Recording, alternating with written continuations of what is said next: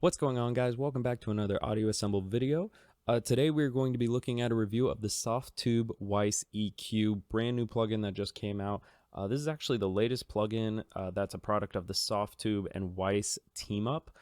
They've got a lot of great plugins. Make sure you check them out. Also, check out each company individually. They both got a slew of amazing products to check out. Just for a little bit of reference, I took this old session that I had with some friend of mine where we were messing around, and I decided to remix it using only the Weiss EQ for all of my EQs for every channel. And if you want to hear what it sounds like, just jump to the end of the video. You'll hear it all mixed at the very end. We had a lot of fun when we made this a couple years ago, and it was fun to revisit it. So normally whenever it comes to an EQ, I've always thought of them as like fairly interchangeable. I can get relatively the sound I want from any EQ out there, so I've never really been picky on which ones I use. But after trying out the Weiss EQ, I've had second thoughts. So we're just going to go right into it. First thing that I noticed right when I pulled it up was the user interface, just the cosmetic appearance. Like, it looks fantastic. Now, this isn't actually what it looked like when I first pulled it up.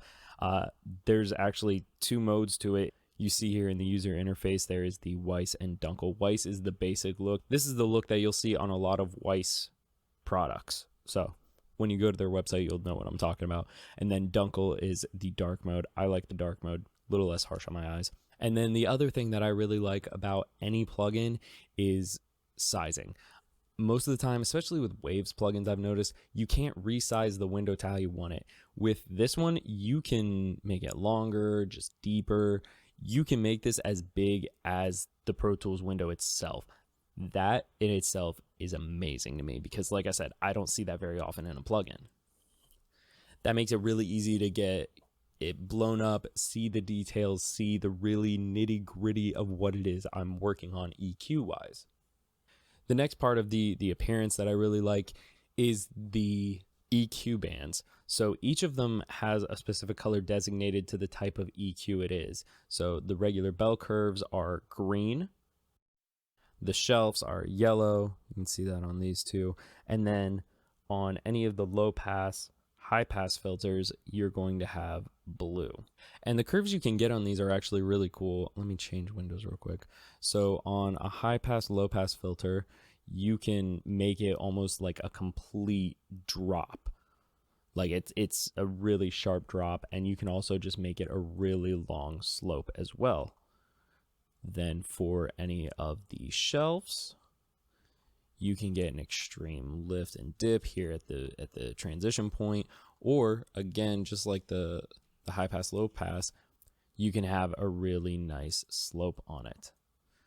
And then on the bell curves, you can go as wide as almost the entire frequency range, or you can go extremely detailed. Like, this thing gets tiny, like it's as small as a pin, and I like that. I like that a lot for when you have like a specific frequency that's just bugging you.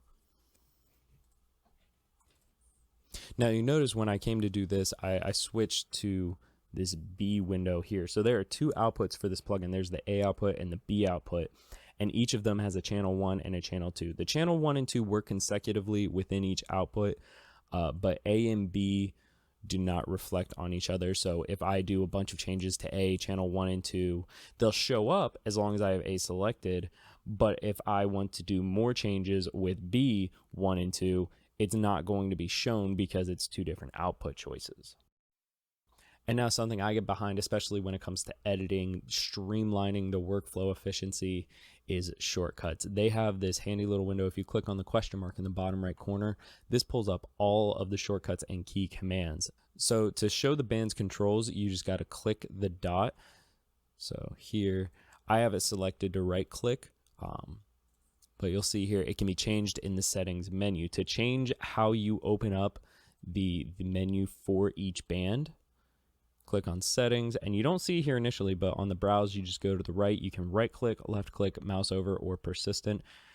Each of those works really well. The mouse over would honestly get on my nerves. The persistent not going away, I'm not sure how I'd feel about that. That would be annoying as well to me, but I can see how it would be extremely useful. Right click is just the easiest way for me to keep up with it and get it out of the way whenever I want to do some changes. Next on the shortcuts is the turn the band off. You saw me do this earlier when I was messing around showing you what the curves on these cues can do. So double click just turns that band off completely.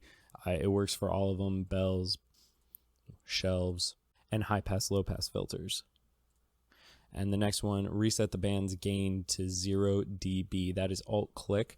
That one is actually super handy, especially if, like, say here, like, you're wanting to just bring it back to 0. It can be hard to get it exactly on 0. So just alt click and it's back to 0. Now the next one, control drag or scroll wheel. This changes the cue or slope. I really like using the scroll wheel. Responds quickly, but I can also be like fairly detailed. And then when I want to get into the finer points, that's when you start pulling out the control drag, which that makes sense. I think they designed it that way, obviously, to work together so that you can move quicker with the scroll wheel and then get detailed with the control drag. The next one is the shift drag. This locks the change in frequency or gain. This one is really nice because, say you're wanting to change the gain level without changing the frequency. You found the frequency you want to boost or cut, but you don't want to change it or risk changing it while you're adjusting the gain. Hold shift, and as long as you move up or down first, you can't go left or right. I can move the gain all day, but I cannot move the frequency. Same goes the opposite way. Say you have the exact gain you want, but you're wanting to change the frequency. Press shift, click on the frequency, and then move left or right first. Now I can change the frequency wherever I want it to go, but I cannot change the gain. And lastly, soloing the band, that's control alt click. So control alt click, you'll see all the other frequencies disappear. Actually, let's turn some of them on so you can see them actually turn off. Control alt click, and then it brings it back. Another way to do that too is if you open up the menu, just hit solo right there. That's another easy way to do it. And lastly, what I wanted to bring up was the analyzer. Now the analyzer is really cool because you can turn it on, turn it off. I'm going to solo up this track real quick for any playback we do. The next thing I wanted to show was the analyzer, so I'm going to solo up real quick for any playback we do. You can have the analyzer on or off. I really like how fast the response is here. Let me hit play.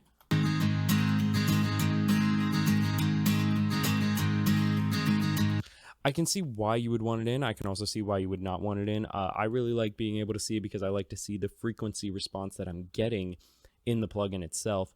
But sometimes you need to not so much rely on sight as you do your ears, because if you're looking at it and seeing the visual response, sometimes you've mixed a little too much by sight and not enough by your ears. You need to know it sounds good, not necessarily just looks good, because at the end of the day, not everyone's going to have your session open looking at, oh yeah, the frequency response is really flat. No, they're going to be listening for how good that sounds. So there are a couple different ways for the analyzer to come in. You can have the input or output. You can have it analyze the input, and that way it just shows you what's coming in. I personally like the output because I like to see how my EQ changes affect what the frequency response looks like. Then there are the 4 analyzer options. There's fast, slow, hold average, and hold peak. Fast is almost like a real-time frequency response. You get to see everything happening as it goes. Slow, obviously, is just a slower version of the fast one. And then hold average, it holds the average gain of the frequency.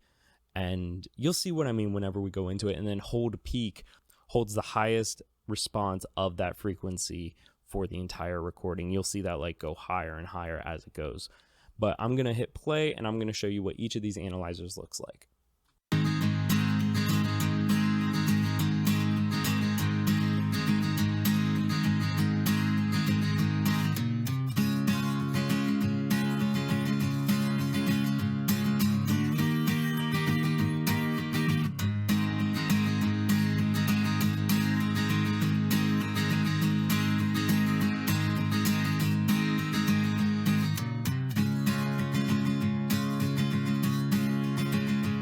Okay, so you see what happened with those. With the hold average, it's actually kind of cool to watch because like you see it move around and then slowly dial into where it's supposed to be. Each has their own benefits. I normally just stick with fast, but if I'm trying to pinpoint specific frequencies, I'll pull up the hold average or the hold peak. just to see what's really popping out on that range. Thank you guys so much for watching. Hopefully you found all this information helpful when it comes to the new Softube Weiss EQ MP. Make sure you check out the description. We've got links to discounts, deals, as well as a written article review of this EQ. And as always, leave a like and comment down below. Tell us about what you want to see in the future, and subscribe. We've got a lot more of this content along the way.